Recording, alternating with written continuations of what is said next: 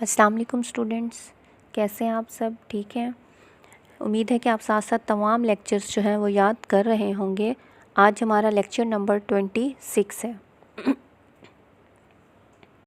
اور ہم لیکچر 26 میں آج جو ٹاپک پڑھیں گے وہ ہے مسلم آئلی قوانین 1961۔ آئلی قوانین جو فیملی لاز ہوتے ہیں، خاندان پر لاگو کیے جاتے ہیں قوانین، اس کے بارے میں ہے کہ جنرل ایوب خان نے ہم نے جنرل ایوب خان کا لاسٹ ٹاپک پڑھا تھا کہ مارشل لاء کی وجہ کیا تھی اور کیوں لگایا گیا اور اس نے کون سا نظام متعارف کرایا تھا۔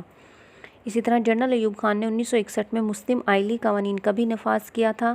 اب ان قوانین کے مطابق پاکستان میں پہلی دفعہ نکاح کا اندراج جو تھا لازمی قرار دیا گیا۔ اس کے علاوہ پہلی بیوی کی اجازت کے بغیر دوسری شادی خلاف قانون قرار دی گئی۔ شادی کے لیے لڑکے کی عمر کم از کم 18 سال اور جبکہ لڑکی کی عمر 16 سال مقرر کی گئی۔ طلاق کی صورت میں عدت جو تھی وہ 90 دن رکھی گئی۔ ان قوانین کے تحت دادا کی وراثت میں یتیم پوتے کا بھی حق تسلیم کیا گیا۔ مسلم آئلی قوانین اپنے طرز پر پاکستان میں پہلی قانون ساز تھی جس کا مطالبہ کافی عرصے تک خواتین اور انسانی حقوق کی تنظیموں کی طرف سے کیا جا رہا تھا۔ اس طرح مسلم آئلی قوانین کے نفاذ سے ان لوگوں کا مطالبہ جو تھا پورا ہو گیا جو کافی عرصے سے مطالبہ کر رہے تھے، اور صحیح معنوں میں ایک اسلامی معاشرے کے لیے ضروری قوانین کا نفاذ عمل میں لایا گیا۔ یہ وہ قوانین تھے جو لاگو کیے گئے تھے ہر فیملی پر۔ اس کے بعد 1962 کا آئین متعارف کرایا گیا تھا۔ 1962 کے آئین کی جو خصوصیات تھیں وہ تھوڑا سا ہم پڑھیں گے اس کے بارے میں کہ جنرل ایوب خان نے ملک کے لیے نیا آئین بنانے کے لیے ایک دستوری کمیشن قائم کیا۔ اپنی سفارشات کمیشن نے 1961 میں صدر کو پیش کی اور صدر نے ان سفارشات میں اپنی مرضی کی ترامیم تبدیلی کے بعد پاکستان کے لیے نیا آئین تیار کیا جسے 8 جون 1962 کو نافذ کیا گیا۔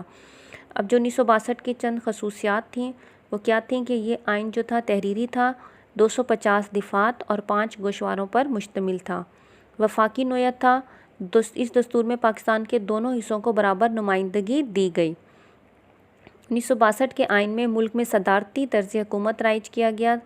تمام اختیارات جو تھے وہ صدر کو دیے گئے۔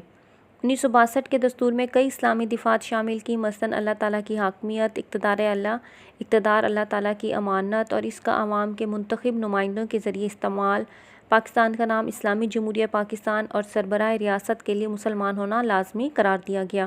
اس میں سے کچھ جو اسلامی دفعات ہیں وہ ہم نے 1956 کے آئین میں بھی پڑھی تھیں۔ عوام کو بہتر زندگی گزارنے اور اپنی صلاحیتوں کے اظہار کے لیے کئی حقوق دیے گئے جن کو شہریوں کے بنیادی حقوق کہتے ہیں۔ 1962 کے مطابق اردو اور بنگالی دونوں کو پاکستان کی قومی زبانیں قرار دیا گیا۔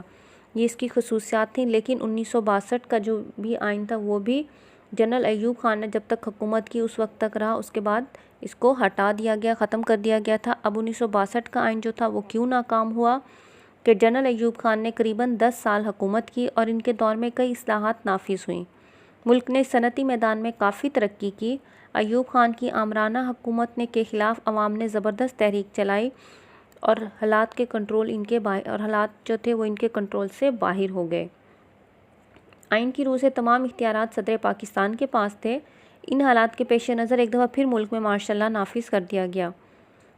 25 مارچ 1969 کو جنرل آغا محمد یحییٰ خان نے حکومت سنبھال لی اور 1962 کے آئین کو ختم کر دیا کہ ایوب خان نے بھی مارشل لاء لگایا اور 1962 کا آئین جو تھا وہ نافذ کیا۔ اس کے بعد جب حالات کنٹرول سے باہر ہو گئے تو یحییٰ خان نے بھی مارشل لاء لگا کر 1962 کے آئین کو ختم کر دیا تھا۔ یہ آپ کا لیکچر نمبر 26 ہے، اسے آپ نے یاد کرنا ہے۔ اپنا خیال رکھیے گا۔ اللہ حافظ۔